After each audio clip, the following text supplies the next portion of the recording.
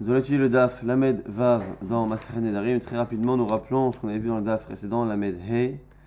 On avait terminé d'expliquer l'avis de Rava qui disait que lorsque quelqu'un interdisait à son prochain un bien avec un éder, eh bien, même si après il donne à cette personne l'objet, eh bien, cet objet continue d'être interdit, c'est-à-dire que la personne elle a prévu à la base d'interdire son objet à l'autre, même dans le cas où il lui donne, et non pas que tant que l'objet lui appartient. On a vu après une sheila, est-ce qu'il y a Me'ila Bekonamot, est-ce que lorsque l'on fait un éder et que l'on interdit un objet comme un korban, c'est-à-dire que c'est pas réellement un korban, mais c'est comme un korban, est-ce que il y a Me'ila, si on profite après de la chose, qu'il y a Me'ila, c'était la question qu'on avait posée.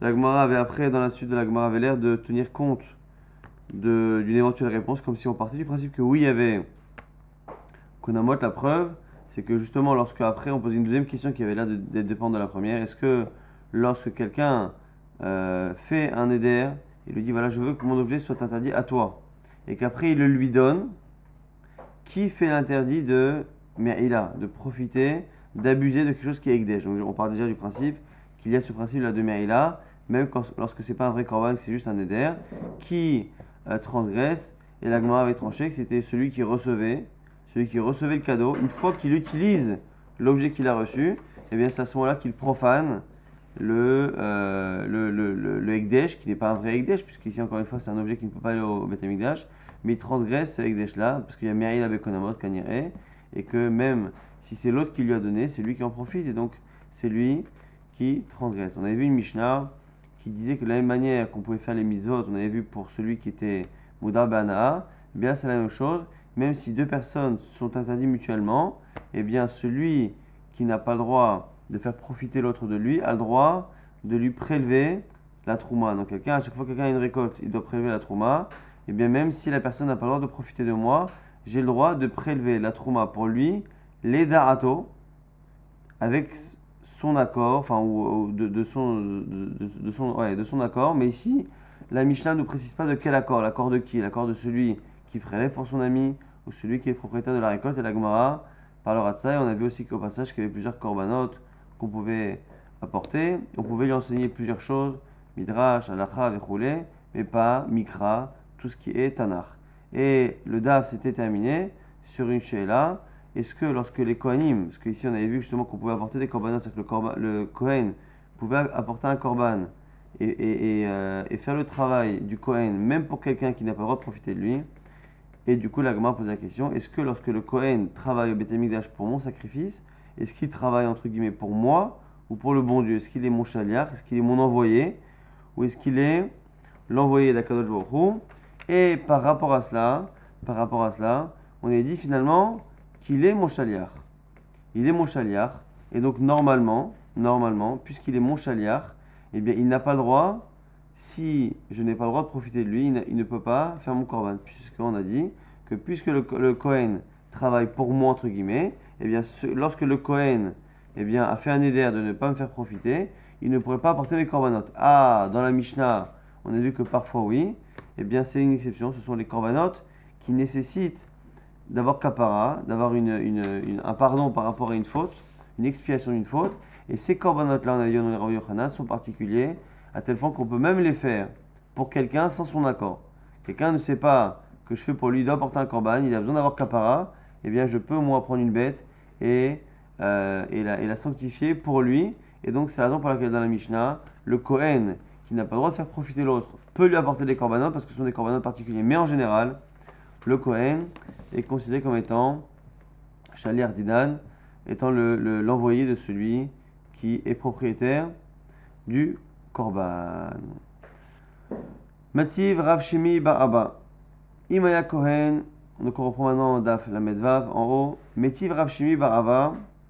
Objection de Rav Shimi Bar Abba. Imaya Kohen Izrok Alav Dam Hatato Vedam Hashamo.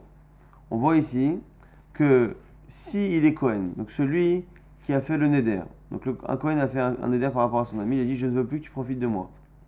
Et bien malgré tout, ce Kohen qui n'a pas le droit de faire profiter son ami a le droit de jeter, de projeter le sang de son korban khatat et le sang de son korban Hacham. Le fait qu'on ne précise pas quel type de korban, ça a l'air d'être que tous les korban hatat, tous les korban Hacham, ont l'air de pouvoir être approchés par le Kohen, même si le Kohen n'a pas le droit de faire profiter l'autre. Et donc du coup, ça contredit ce que nous, on avait dit précédemment. Nous, on avait dit précédemment qu'à part les cas particuliers où c'est Mechoussar Kapara, le Kohen ne peut pas normalement travailler pour celui qui n'a pas le droit de profiter de lui, puisque le Kohen en général est considéré comme étant Shaliar Didi, l'envoyé de celui qui est le propriétaire du sacrifice, et donc il ne peut pas à ce moment-là faire la mission de quelqu'un qu'il n'a pas le droit de faire profiter.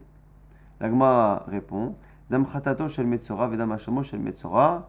Ici on parle particulièrement du Khatat du Metzora et du Hacham du Metzora, donc celui qui a la Tsaraat, la lèpre, et dirtiv Zot Tiye Torah Metzora, que là-bas c'est une halakha particulière, c'est marqué voici comment sera la règle du Metzora, et pour ce qu'on dit Zot Tiye Torah Metzora, qu'ici le mot Torah est en trop, et bien Ben Gadol ou Ben Katan, on apprend ici qu'on a le droit d'apporter un korban Metzora pour un adulte ou pour un enfant. C'est-à-dire que l'enfant qui est Metzora, c'est le père qui apporte le korban. Et comme c'est le père qui apporte, pour un enfant, on voit que l'on peut apporter korban Metzora, même sans l'avis de la personne, puisque l'enfant n'a pas de da'at.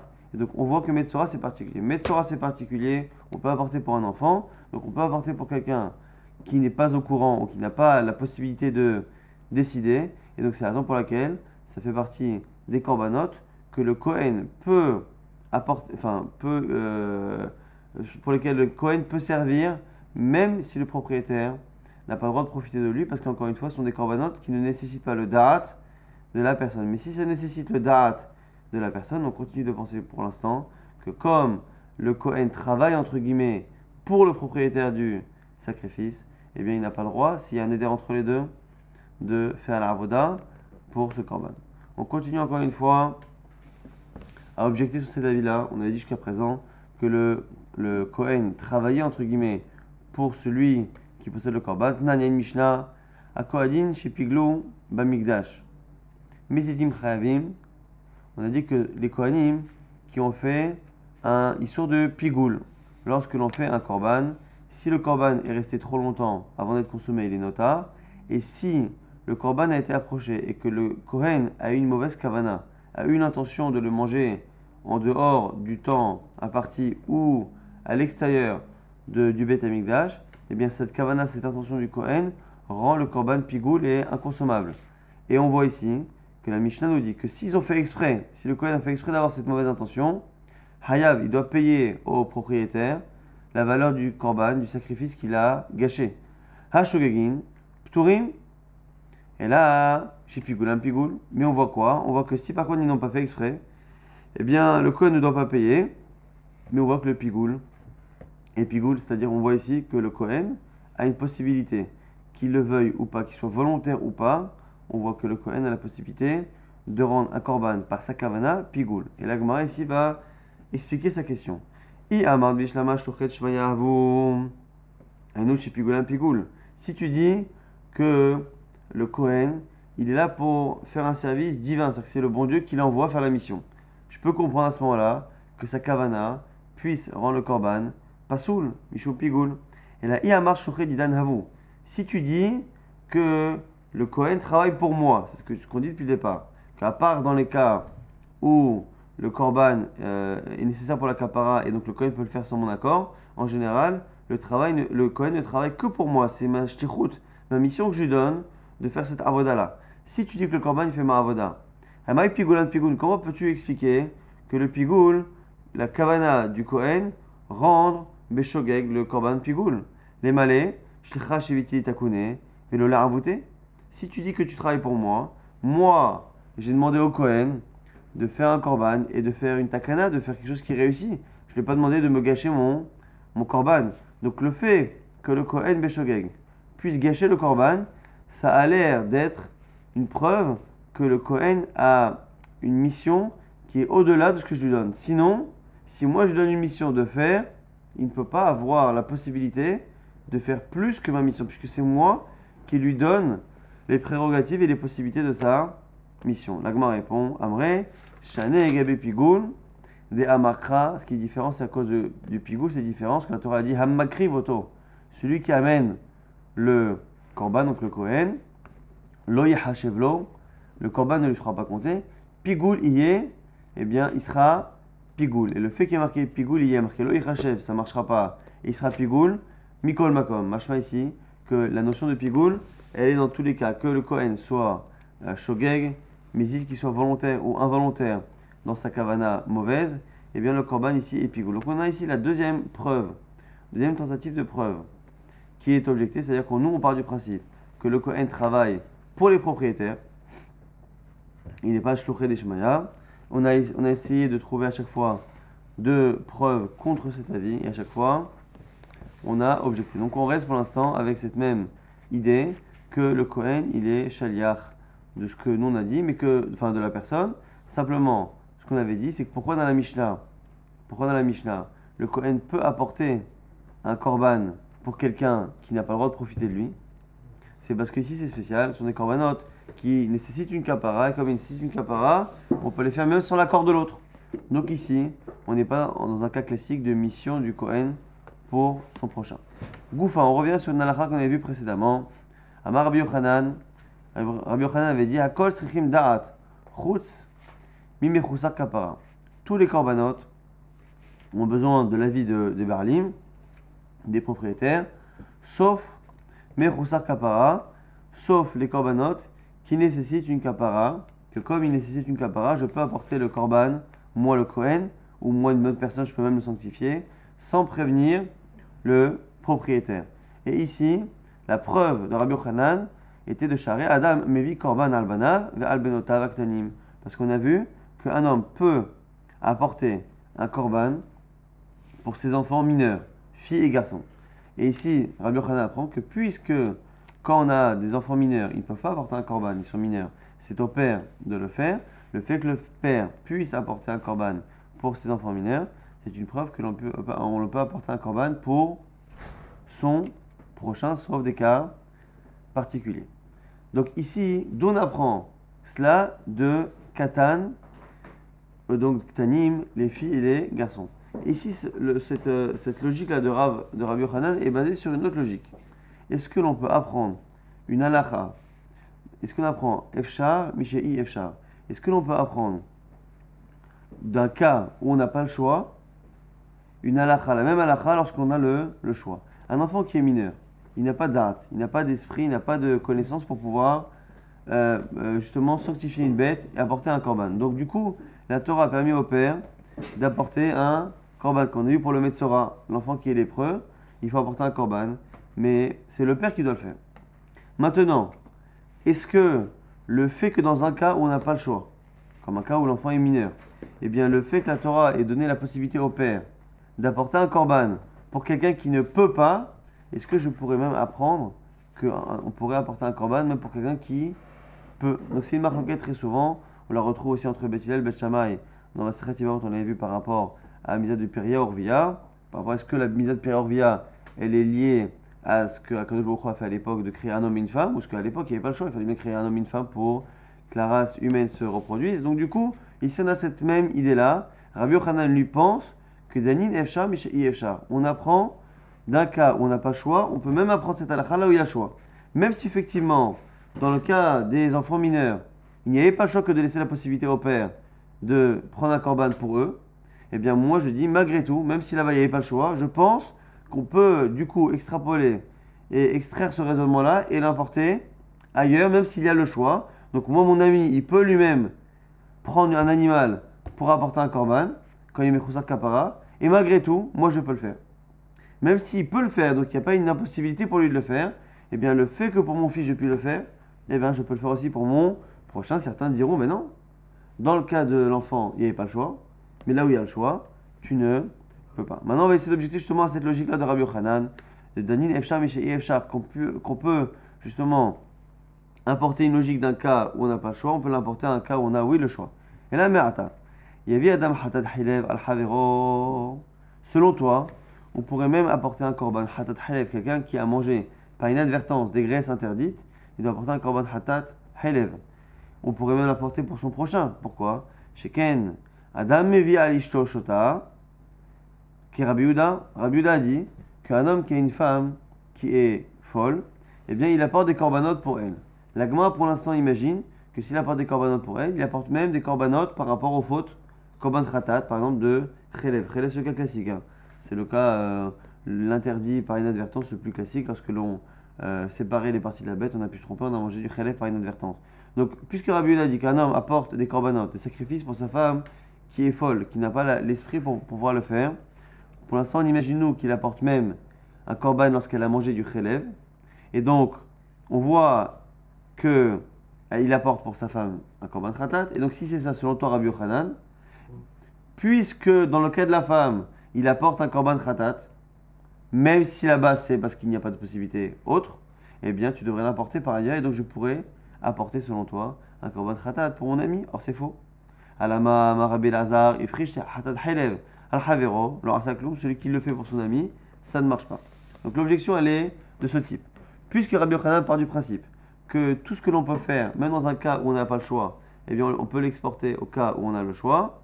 Selon Rabbi Yochanan qui dit ça, puisqu'un homme peut apporter des corbanotes pour sa femme qui est déséquilibrée, qui est folle, eh bien on devrait aussi pouvoir le faire à n'importe quelle autre personne.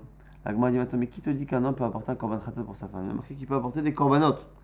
Maintenant, un korban khatat, qu'il y a une faute, qui te dit?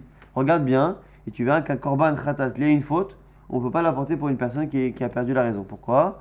Mais comment tu veux qu'il apporte un korban khatat pour sa femme?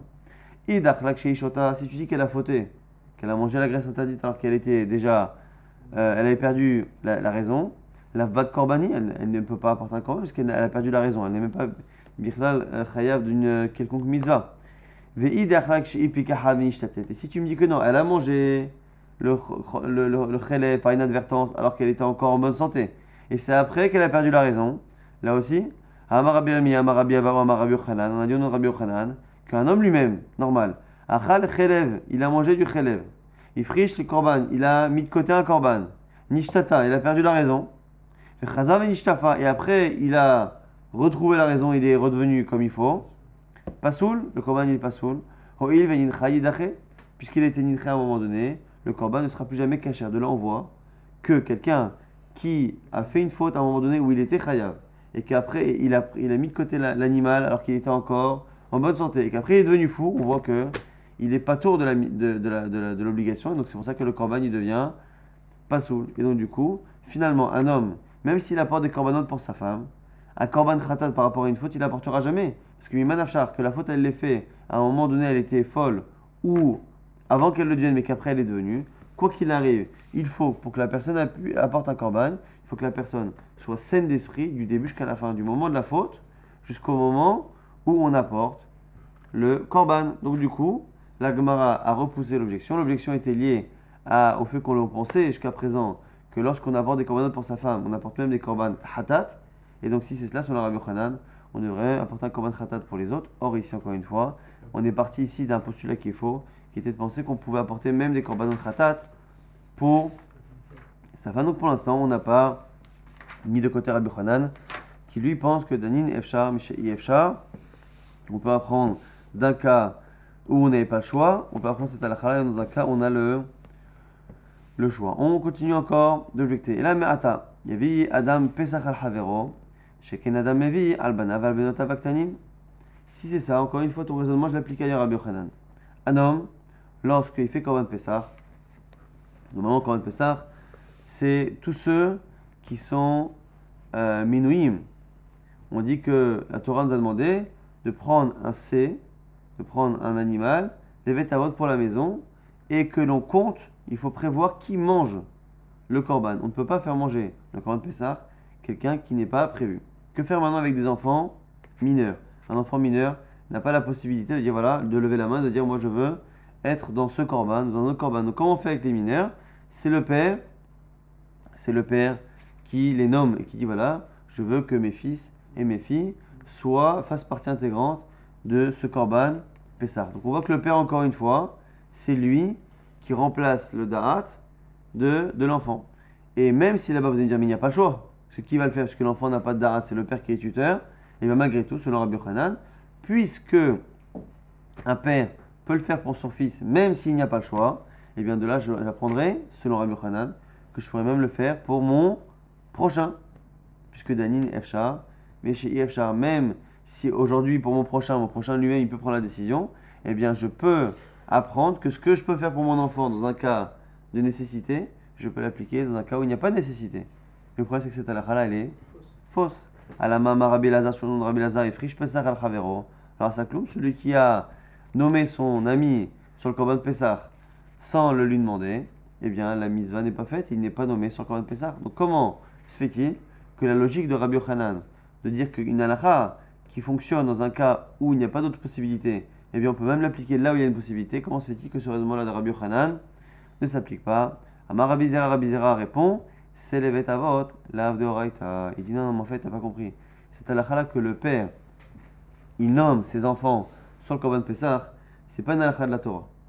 C'est pas une halakha de la Torah. Ce que la Torah a dit, que tout homme qui mange le Korban Pesach doit être nommé sur la liste de ceux qui vont manger, c'est pour les adultes. Mais dans l'absolu, un enfant n'a pas à faire partie d'une liste ou d'un Korban Pesach quelconque. Il peut manger dans l'absolu partout. Donc comme il peut manger partout, le fait que le père nomme ses enfants et dit voilà, mon fils ou pas mon fils vient sur le Korban Pesach, c'est pas réellement que ce qu'il dit a un effet. C'est juste que Midarabanan, on lui a demandé de le faire. Mais Minatora, même s'il ne dit rien, eh bien ses enfants peuvent manger là où ils veulent. De là tu vois qu'en fait, lorsque le père nomme ses fils et ses filles sur le Korban Pesach, il n'y a réellement aucune chaloute. Sa parole n'a aucun effet.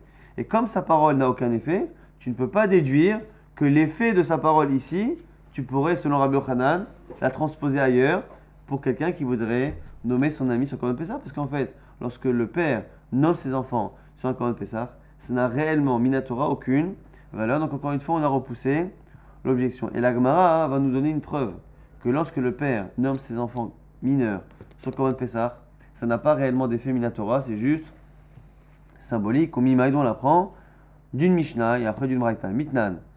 Je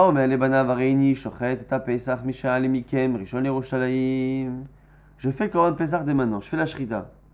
Mais écoutez mes enfants, donc on est la veille.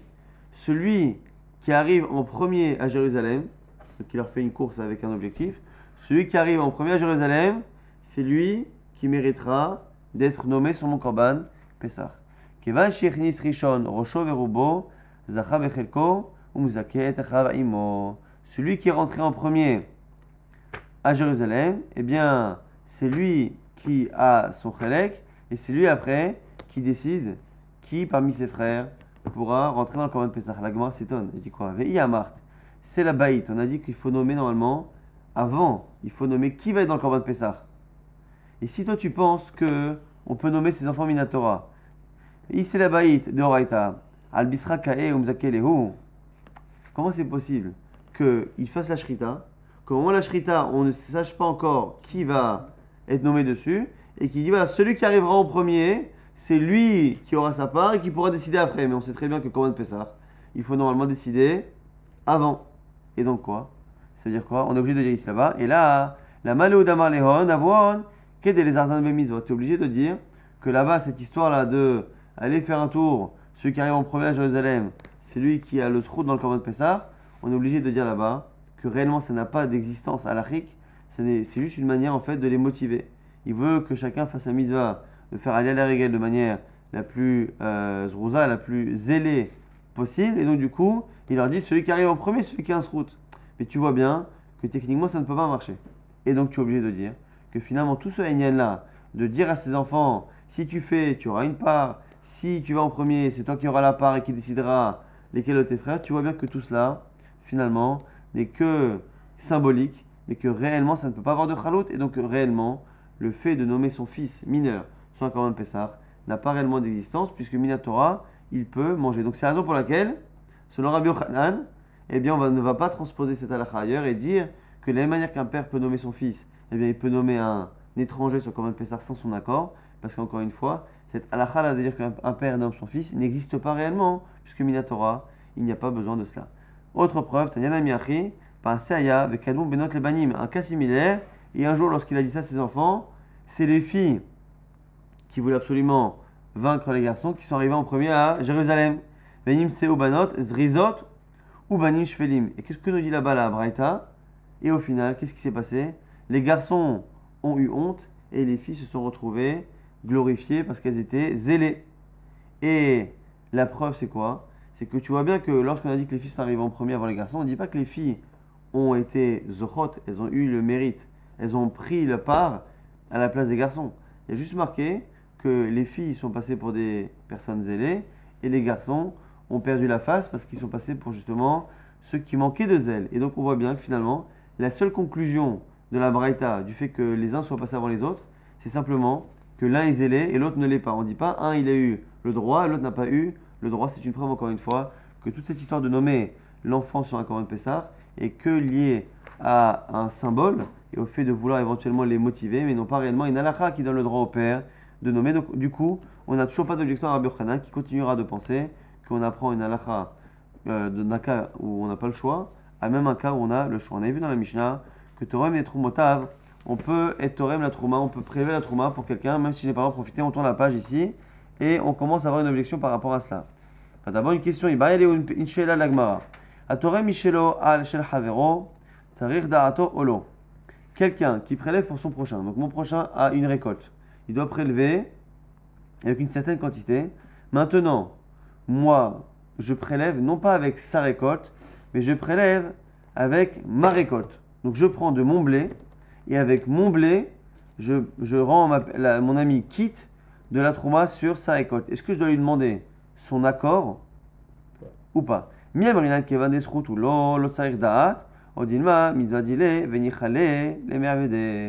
Est-ce que finalement, puisque je lui fais faire une mitzvah, c'est un srout, et bien on peut lui faire sans son accord, puisque c'est un gain, ou est-ce que tu pars du principe qu'il y a une perte? Pourquoi? Parce que la personne, c'est vrai que tu lui fais faire une mitzvah, mais la mitzvah, peut-être qu'il aurait aimé la faire lui-même, avec son propre argent, et le fait que sa mitzvah, avec son argent, soit toi qui la fasses pour lui, eh bien peut-être que tu lui fais perdre une partie de la mitzvah, et donc il veut pas. C'est la question de la Gemara. Et la Gemara tente en fait de trancher avec le cas de notre Mishnah, où dans la Mishnah on a dit que l'on pouvait prélever la récolte pour quelqu'un que normalement je n'ai pas le droit de faire profiter de moi, et on doit le faire les darato, avec son accord. Mais l'accord de qui? Le mien ou le sien? Et la Gemara va essayer de comprendre et de déduire par élimination. Tashma, Torem et Trumota va être Masarotav. Les darato, on a dit dans la Mishnah que même s'il n'a pas le droit de profiter de moi, je peux prélever sa trouma et son maaser, les darato, avec l'accord ou avec son accord d'une personne, lui ou moi. Bema Yaskinan. De quoi parle-t-on? Alors pour l'instant, la Gemara va envisager, en fait, à chaque fois, lorsque je prélève la trouma pour mon prochain, il y a deux possibilités déjà. Enfin, il y en a quatre. Soit je prélève avec mon argent, soit je prélève avec son argent. Est-ce que je prends de sa récolte pour prélever sa trouma, ou est-ce que je prends de ma récolte pour lui prélever sa trouma? Et après, dans les deux cas, on a aussi, est-ce que c'est lui qui m'a demandé de le faire, ou est-ce que je l'ai fait de moi-même? La Gemara exclut dès le départ le fait qu'il m'ait demandé.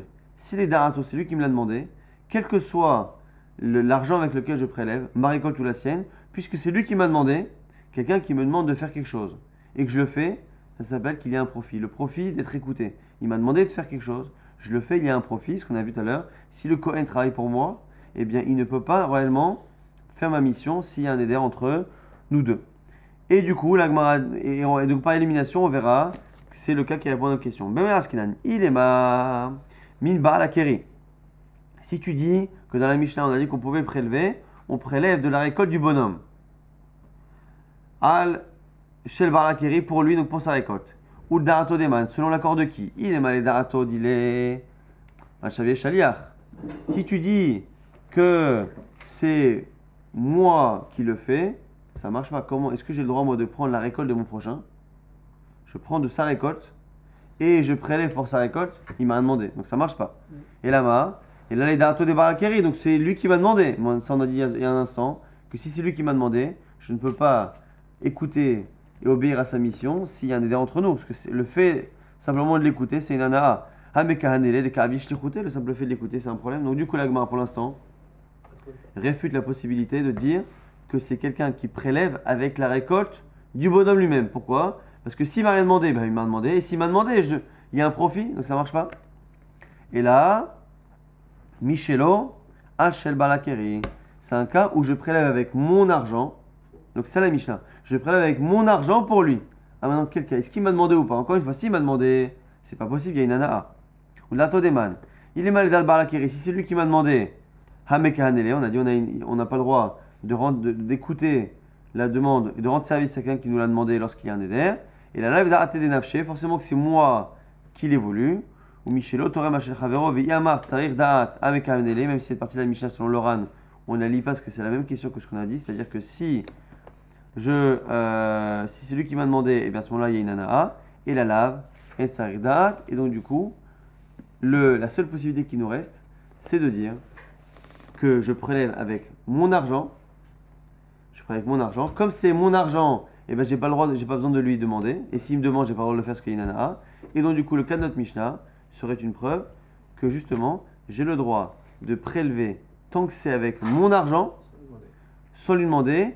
Et même si je lui enlève finalement un peu la mitzvah, ce que je l'ai fait avec mon argent. Ça, c'est la preuve de la Gemara pour l'instant, pour dire justement qu'on a le droit de prélever tant que c'est avec son propre argent. La Gemara réfute et dit l'olam, Miché Balakeri, Al Balakeri. Non, tu es obligé de dire que c'est un cas où tu peux très bien dire en tout cas que c'est un cas où je prélève pour le bonhomme, mais avec sa récolte. Ah, mais on a dit que si c'est avec la récolte du bonhomme pour sa récolte, eh bien, soit s'il m'a pas laissé la possibilité, j'ai pas le droit de le faire, soit il m'a demandé, c'est une shlichut et j'ai pas le droit de la faire parce qu'il y a un éder. La Gemara dit non, c'est un cas où c'est ni shlichut, ni c'est interdit de le faire. Quel cas? Kedama Rava.